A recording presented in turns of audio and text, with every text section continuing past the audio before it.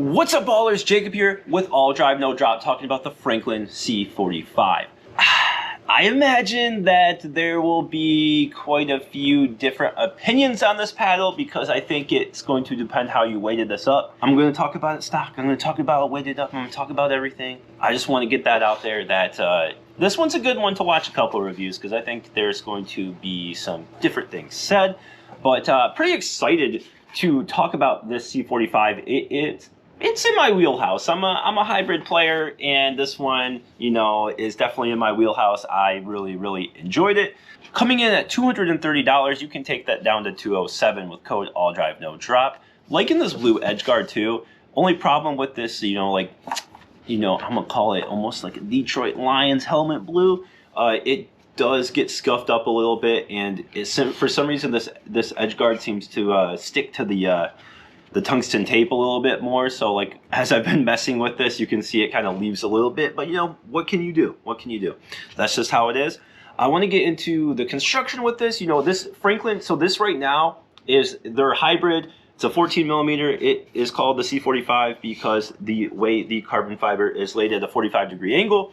They're going to have a whole bunch more shapes. They're going to have their wide body shape, they're going to have their elongated shape, and then they're going to have all those in 14 and 16 millimeters. They're going to have a ton of options, but they're going to launch with this hybrid on March 5th. If the time changes and the date changes, I will put that in the description. So let's talk about the construction of this and talk about how the specs play out and how it performs on the court. Basically, I talked about this on my podcast, but they double thermoform this. So they make a sheet and they place this sheet down, and then they cut out the paddles. So they cut out the paddles in the mold, and then they cut around that edge of the paddle, lay in the foam, and then they seal it again and thermoform it again. So basically this makes the foam not touch any of the polypropylene. So hopefully this prevents core crushing. Don't know if there's enough of these in the wild yet to know if it's going to break in or if it's going to, core crush. But so far I haven't heard of anything, so I am optimistic, and I think that their construction process makes a lot of sense for preventing that core crushing. The specs on this is a 16.3 inch paddle by 7.6 inches. A 14 millimeter core. Mine came in at 7.6 ounces. These come in super lightweight. It's going to be kind of a major point for this paddle. 5.5 inch handle, plenty of room for 2 in the backhands. Also one of the best stock grips I've played with. Didn't even put an over grip on it. It's that good. Grip circumference of 4.15 inches, swing weight of 505, and a twist weight of 5.62. So, how does this paddle play? That's the next question. Let's get into my gameplay thoughts, and we'll talk about how it performs on the court. Then we'll talk about how it stacks up against the rest. Okay, so the C45, it is also, I should know, it is UPAA certified and USA Pickleball certified. So if you're one of those players that need a dual certification, this one is one of the few ones that actually has that. It performs pretty well on the court with the weight. Now stock, I think that it is very challenging to use. The sweet spot is very small stock. It is very, I would say flimsy stock. It twists a lot in your hands, and it just doesn't have that much power stock. It has a lot of pop still, just doesn't have as much power as I would like. Now you put more weight on this. I put 8 grams from the bottom corner to almost to the top corner here on each side. So that brings up the swing weight to about 115 and the twist weight to about 7.55, and that really just transforms this paddle. So stock, I don't like it. With the weight, I'm going to talk about how it performs now.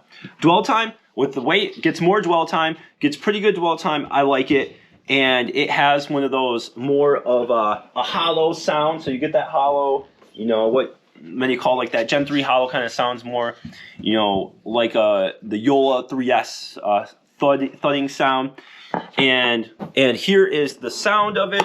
While just here, always better to hear the sound for yourself. But yeah, not super loud.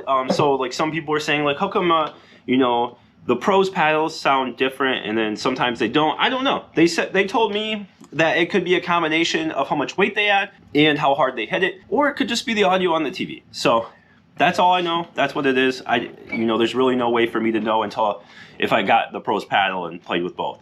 So it is with the weight transformation, the pop, is about the same still. I think, it slows it down a little bit, but increased sweet spot and a little bit extra plow through helps with that pop.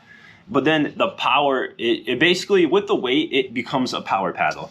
It could be considered a power paddle just because of that pop stock, but with the weight, definitely a power hybrid that can compete with some of the other big boy hybrid paddles. You're getting great spin, you're getting great depth on your serves, getting great power on the drives, and it's super maneuverable. I really do love the shape. It feels great. You're getting that top-notch power with top-notch spin, and that just equates to the AllDrive lifestyle. Really, really enjoy the drives and the serves with this paddle. Obviously, the overheads with the weight are awesome too. And the control, with that weight, the sweet spot really opens up. And honestly, the drops are pretty good.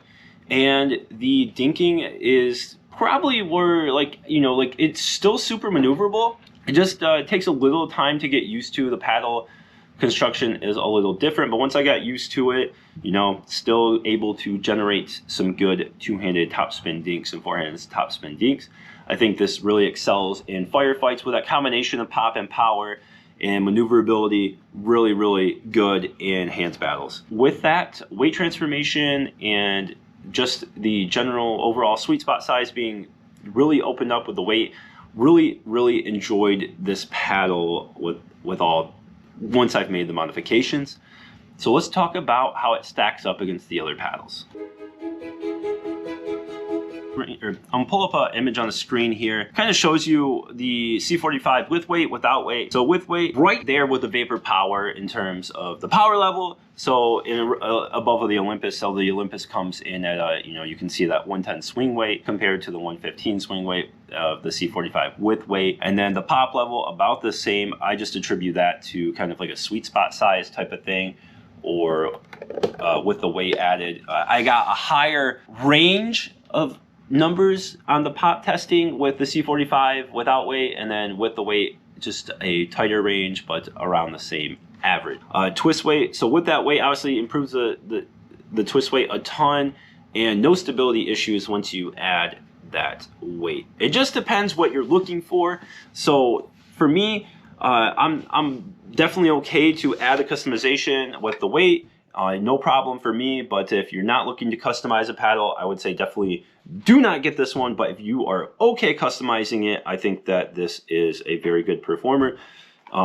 So let's kind of wrap up here in the conclusion.